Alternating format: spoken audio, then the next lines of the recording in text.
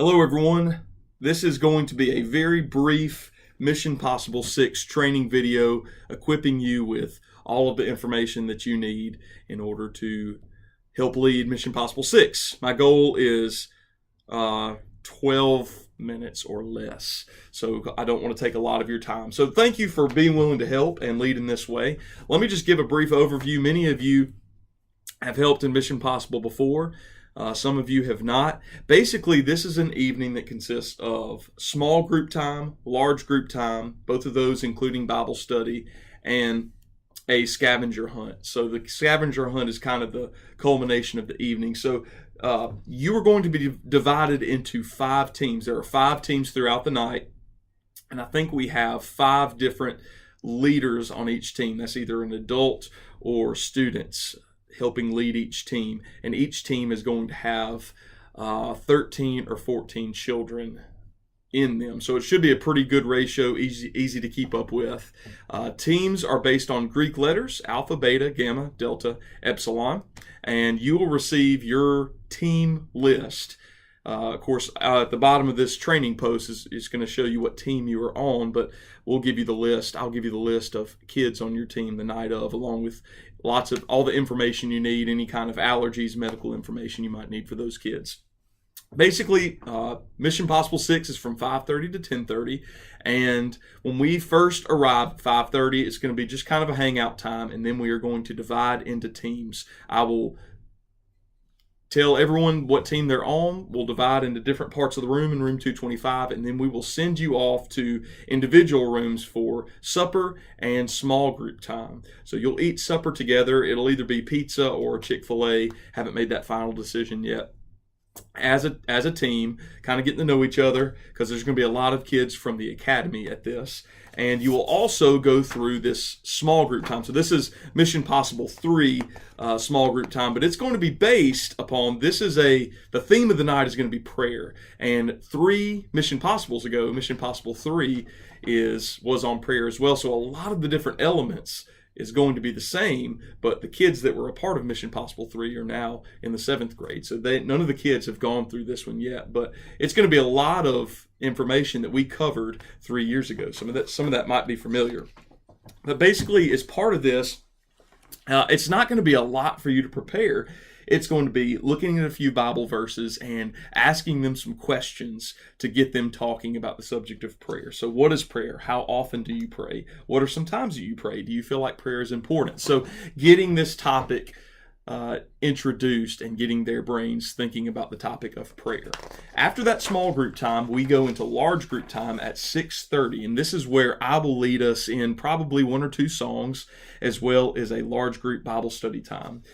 We will have these Mission Possible guides for all of the kids, and this will actually be available to you in your small group time as well, because part of your initial small group time will be an initial activity for your team to do together to determine a ranking for your team. So it'll explain about what that is a little bit on your guide, but basically it'll be pretty self-explanatory.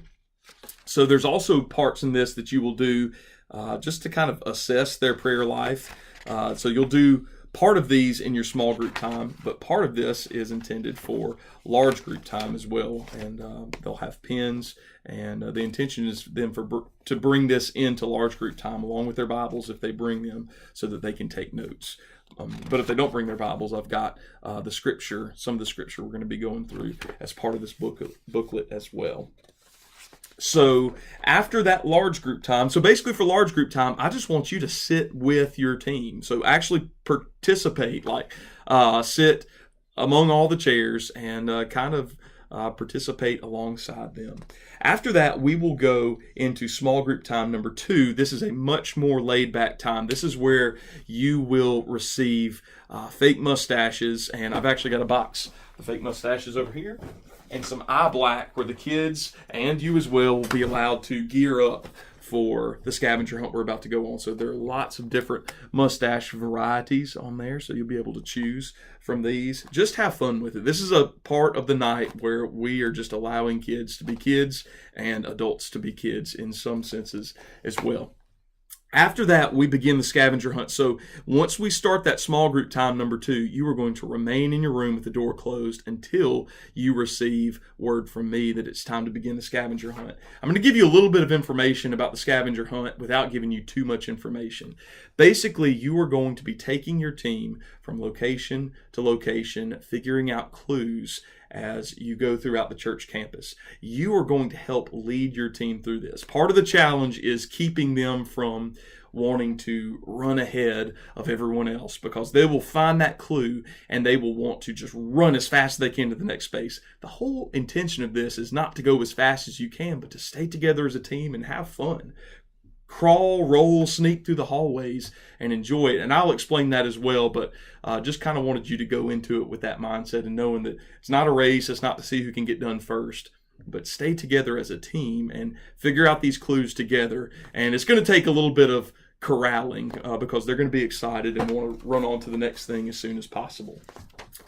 The very first thing you're going to receive in your room is a DVD, and these DVDs you are going to put inside the DVD player. All of the rooms will have a TV in them, and this will give you instructions for how to begin the night.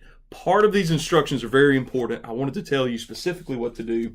There's going to be a picture on the screen, and it's going to tell you to find these little strips of plastic in your room, and it'll tell you where to find those and put those on the screen in certain places.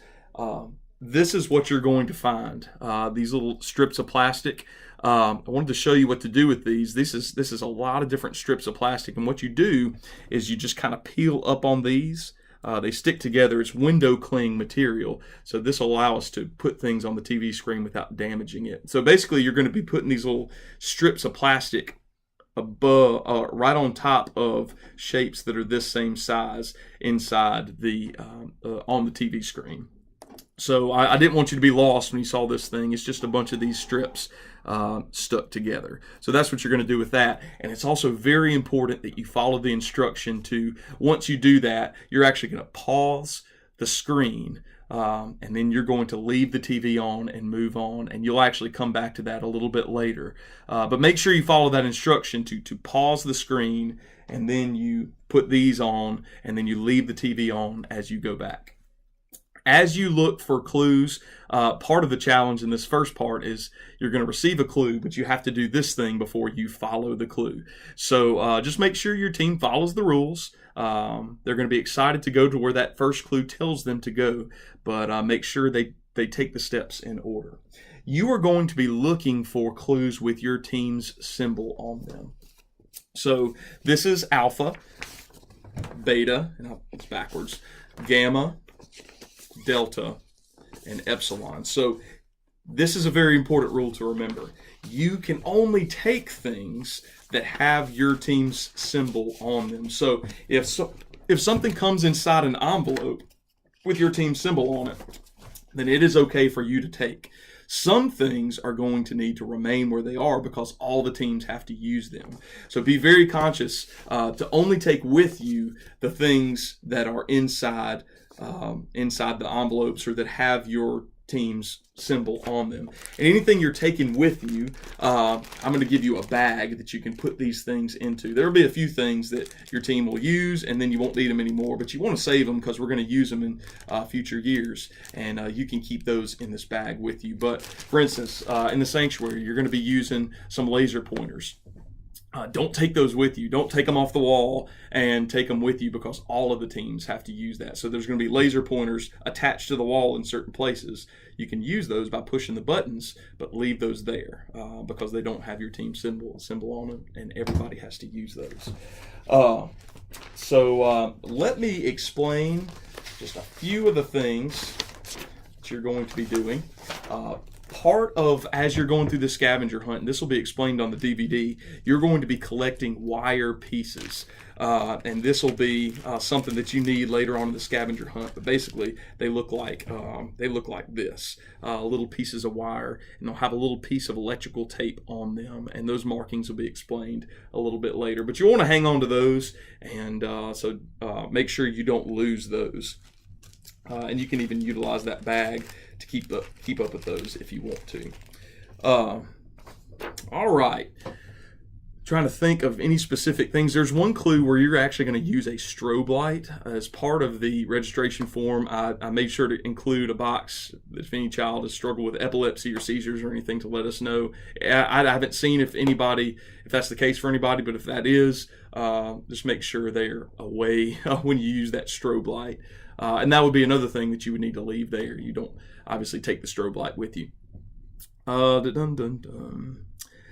I think the rest of them should be pretty self-explanatory as far as just following the clues. But if you get to a spot where you are lost and you're stuck, don't hesitate to text me or call me. I'll kind of be walking around taking pictures during the scavenger hunt while that's going on. So feel free to let me know if you get stuck at any point. Hopefully that won't be the case. After we are done with the scavenger hunt, we are going to meet back. We're probably going to finish up by allowing all the teams to go to the gym. Everybody's going to receive a t-shirt as their last stop.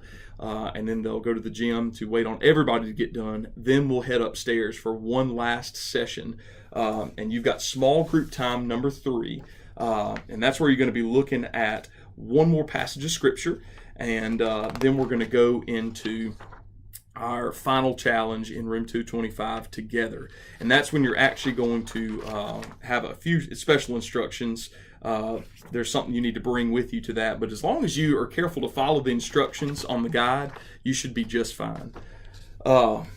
Attached to this video on this Right Now Media post, I've included all the information you'll need, including a downloadable file of the leader guide and what teams you will be in charge of.